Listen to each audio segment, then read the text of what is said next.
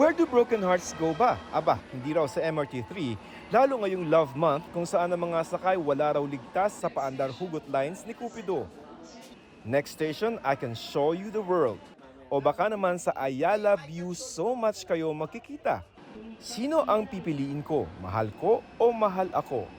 Sino nga ba? Iniisip kita sa lahat ng oras, 24 oras kaya. Ito naman ang sabi, akala mo lamang daw wala, pero meron palang forever. Siyempre po. Medyo hindi. Kasi feeling ko sa sa mga tao na yun.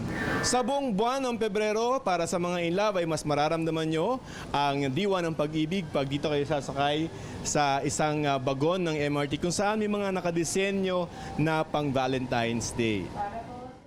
Pinagmukhang mga upuan sa park ang upuan dito at kunwari may mga unan pa.